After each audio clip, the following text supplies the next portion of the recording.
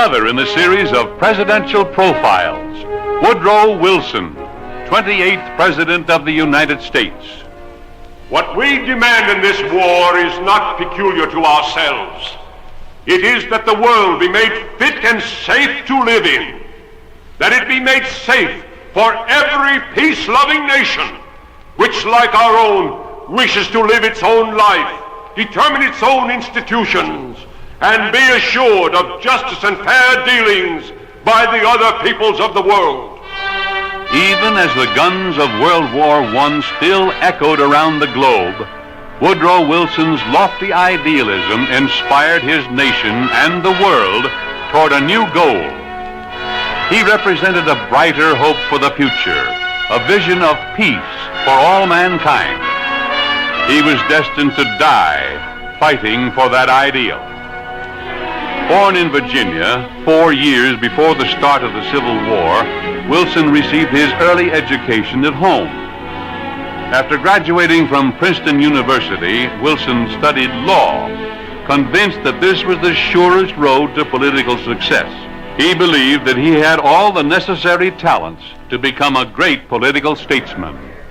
I have a strong instinct of leadership, an unmistakably oratorical temperament, and the keenest possible delight in worldly affairs. I have no patience for the tedious toil of what is known as research. I have a passion for interpreting great thoughts to the world. I should be complete if I could inspire a great movement of opinion. But Woodrow Wilson found the legal profession not to his liking, and he embarked on an academic career. In 1890, at the age of 34, he returned to Princeton as a teacher of law and political economy. Elected president of Princeton in 1902, Wilson immediately set out to elevate the standards of the university. He would make Princeton the most respected college in the country. We intend that Princeton shall turn out a body of men possessing such sound learning, such high development in all the essential characteristics of manliness, that whenever there is anything really difficult to be done in the nation, Princeton and Princeton men will have to be consulted for advice and counsel. Wilson's academic reforms were warmly received in the beginning, but gradually he faced more and more opposition from powerful alumni and faculty. And in 1910, he resigned from Princeton and was elected governor of New Jersey. At the age of 53, Wilson stopped teaching history. He began to make history. 2 years later, his outstanding record in New Jersey had made him a national figure and the Democratic nominee for president. 3 former or future presidents were involved in the 1912 campaign: Wilson, William Howard Taft, and Teddy Roosevelt. The political battle narrowed down to the square deal of Teddy Roosevelt versus the new freedom of Woodrow Wilson. I am fighting not for the man who has made good, but for the man who is going to make good. The man who is knocking and fighting at the closed doors of opportunity.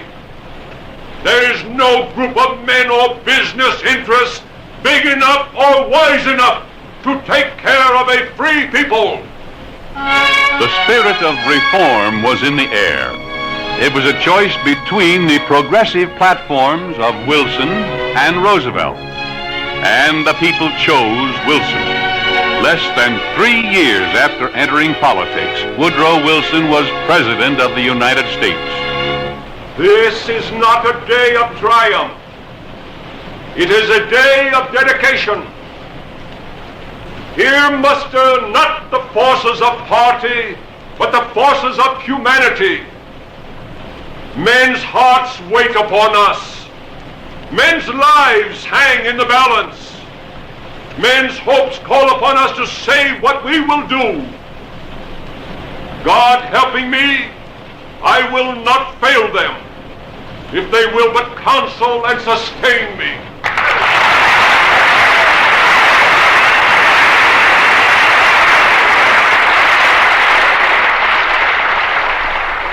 An enemy of special interests, Wilson curbed the power of monopolies, reduced the tariff, and encouraged free trade. He established the Federal Reserve System and the Federal Trade Commission. He sponsored the Child Labor Act, the Clayton Antitrust Act, and the Pure Foods Act. Yet even as he carried out the reforms of his new freedom, Wilson found his time increasingly occupied by the war that raged across the European continent. Wilson desperately wanted to complete his domestic program. He wanted to stay clear of foreign affairs. It would be an irony of fate if my administration had to deal chiefly with foreign affairs. But the United States could not long remain an isolationist. The submarines of Germany would soon lead America into war, and Woodrow Wilson would begin his greatest crusade, a quest for a permanent peace.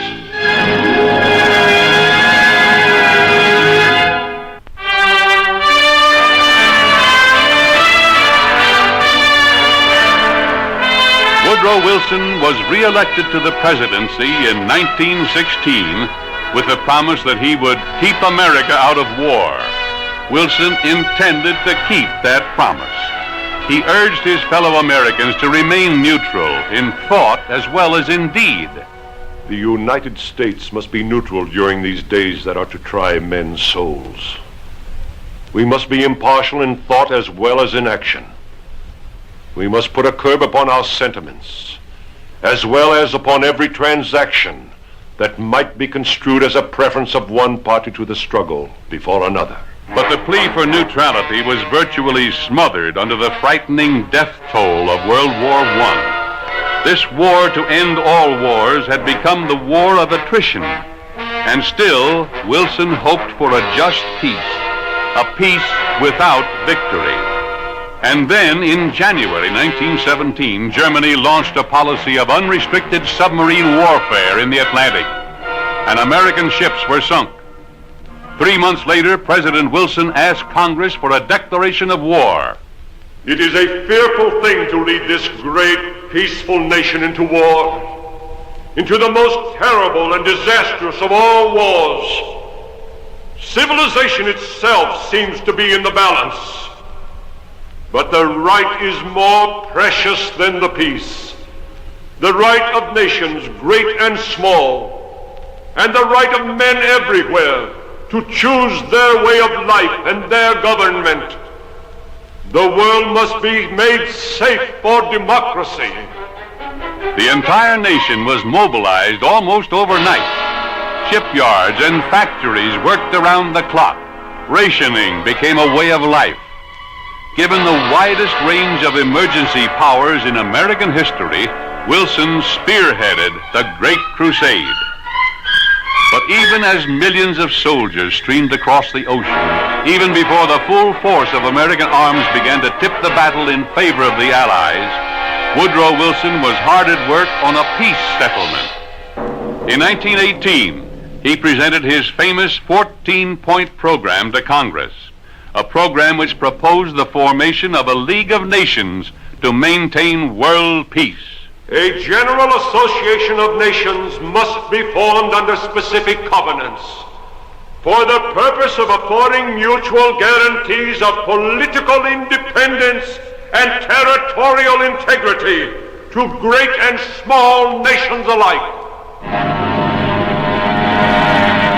The League of Nations represented Wilson's great vision. It embodied his hope to free mankind forever from the scourge of war. At the end of World War I, leaders of the victorious Allies sought to punish the German nation for its aggression. But Wilson held firm. He wanted peace, not vengeance. And by the sheer force of his convictions, Wilson achieved the formation of the League of Nations in the Versailles Treaty. But a minority of legislators in the United States Senate wanted to amend the provisions of the League. Wilson, always a stubborn man, refused to compromise. Mr. President, what is your reaction to the amendments to the Versailles Treaty? We cannot rewrite this treaty. We must take it or leave it. And gentlemen, after all the rest of the world has signed it, we will find it very difficult to make any other kind of treaty. Wilson's all-or-nothing attitude spelled defeat. His uncompromising stand united his enemies against him. They would not accept the treaty as it stood. Wilson, against his doctor's orders, brought the issue directly to the American people. He embarked on a 10,000-mile speaking tour through the West. In 22 days, he intended to deliver 38 major speeches. He would fight to his last breath to sustain his vision for an enduring peace. My fellow citizens, I have come out to fight a cause. That cause is greater than the Senate. It is greater than the government. It is as great as the cause of mankind. And I intend, in office or out, to fight that battle as long as I live.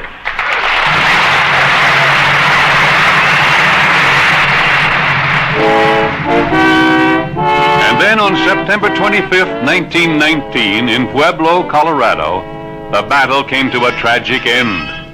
Woodrow Wilson was struck down by a paralytic stroke. Less than 1 month later, the Senate rejected the League of Nations. Wilson's collapse had also signaled the end of his dream of a new world order. He died 4 years later, a disillusioned man. Europe would suffer the horrors of another war before the nations of the world would bind together in the mutual interest of peace. The ideals and visions of Woodrow Wilson were before his time, but he knew the day would come. Men die, said Wilson. Ideas live. There is one thing that the American people always rise to and extend their hand to, and that is the truth of justice and of liberty and of peace. We have accepted that truth, and we are going to be led by it, and it is going to lead us, and through us, the world, out into pastures of quietness and peace, such as the world never dreamed of before.